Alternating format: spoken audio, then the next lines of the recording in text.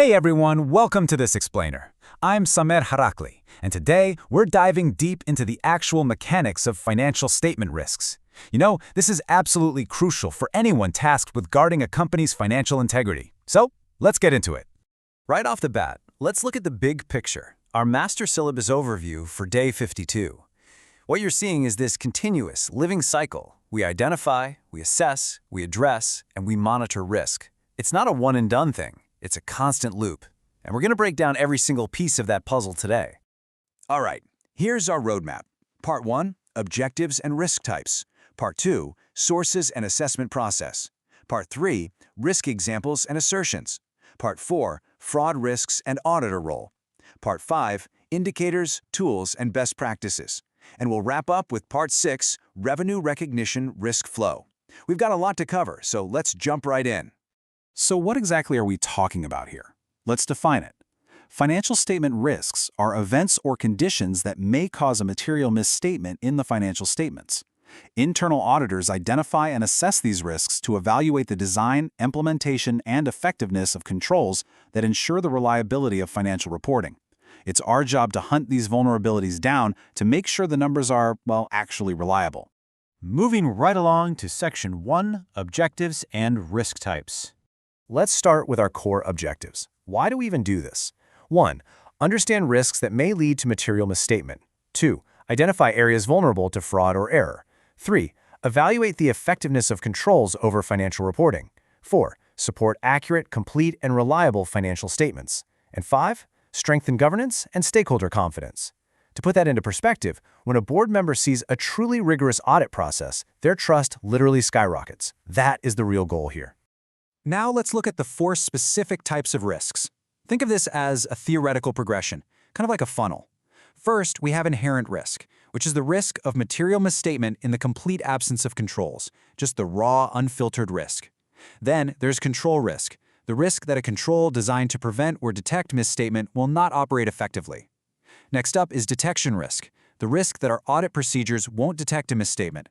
And finally, what's left over at the very bottom of the funnel is residual risk. That's the remaining risk of material misstatement after controls and audit procedures are all said and done. Okay, let's move on to Section 2, Sources and Assessment Process. So, where do these threats actually come from?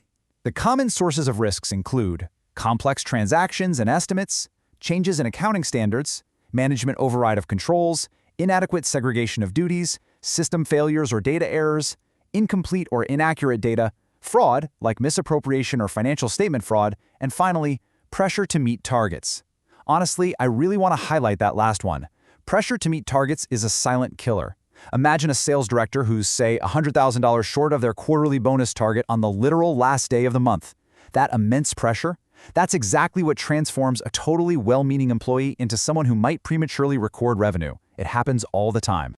So how do we tackle this? The risk assessment process is strictly sequential. Step 1, understand the business and its environment. Step 2, identify risks at the financial statement level. Step 3, assess the likelihood and potential impact. Step 4, determine significant risks requiring audit focus. And Step 5, evaluate the design and operating effectiveness of controls. You absolutely cannot skip ahead here. You have to deeply understand the business before you can even begin to identify the risks. All right, Section 3, Risk Examples and Assertions. Let's map this out. Here's some concrete examples of financial statement level risks. We've got revenue, inventory, PPE, AP, cash, and disclosures. Let's just take a look at accounts payable, for example. If you're missing vendor invoices, your expenses are going to look artificially low. And guess what? That makes the company look way more profitable than it actually is. No way we can let that slide. To catch this, auditors rely on key controls like three-way matching and accrual reviews. You'll see similar patterns across all these other areas on the board, from inventory valuations to cash reconciliations. When we're testing these risks, what can actually go wrong? We're looking at 6 core financial statement assertions: existence, completeness, accuracy, cutoff, classification, and presentation and disclosure. Tying it back to our missing invoice example, that is a direct, undeniable failure of the completeness assertion. We have to verify every single one of these. Next up, Section 4, Fraud Risks and Auditor Role. Fraud is the intentional, darker side of financial reporting. The key fraud risks include management override of controls, manipulation of estimates and judgments, fictitious revenues, concealment of liabilities, misappropriation of assets, collusion, and intentional misstatements and pressure due to performance or market expectations. To bring fictitious revenues to life for a second, imagine someone creating completely fake invoices for phantom clients just to inflate sales numbers right before an IPO. It's a house of cards, and it absolutely destroys companies. So, what is our role as internal auditors here? We don't just look at past mistakes. We actively identify and assess financial statement risks. We evaluate the design and operating effectiveness of controls. We perform walkthroughs and test key controls. We use data analytics to identify anomalies. We report significant risks and control gaps. And finally, we recommend improvements and monitor actions. We are the proactive frontline defense. Moving on to Section 5, Indicators, Tools, and Best Practices. We rely on a very specific arsenal of tools and techniques. We use the Risk Control Matrix, or RCM, process flow charts, control self-assessment, data analytics and trend analysis, benchmarking, and root cause analysis. The RCM, for instance, is basically your ultimate battle map. It's a massive spreadsheet mapping every risk we just discussed to a specific control, proving exactly where management's armor is strong and where it's vulnerable. We also watch for key risk indicators, or KRIs. These are literally your smoke alarms. Look out for an increase in manual journal entries, a high number of adjustments, unusual account balances or trends, frequent override of controls, delays in reconciliations, and high employee turnover in finance. Honestly, pay close attention to that last one. If accountants and finance directors are constantly jumping ship, that is a massive red flag. Often, it means they're being asked to do things they just aren't ethically comfortable with. To combat this, we rely on these absolute best practices. Understand the business deeply, maintain strong internal controls, focus on significant risks, use technology and analytics, ensure timely reporting, and, this is the big one, promote an ethical culture and accountability. You can have the most advanced tech controls in the world, but if you do not promote an ethical culture from the very top, those controls will eventually just be ignored or bypassed, for sure.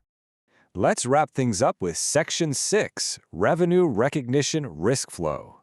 Let's anchor all this theory in reality with a specific example, a revenue recognition risk flow. Step 1, customer order. Step 2, sales approval. Step 3, goods or services delivered. Step 4, invoice generated. Step 5, revenue recorded. And Step 6, reconciliation and review. Every single arrow between these steps, that represents a potential point of failure where things can go horribly wrong.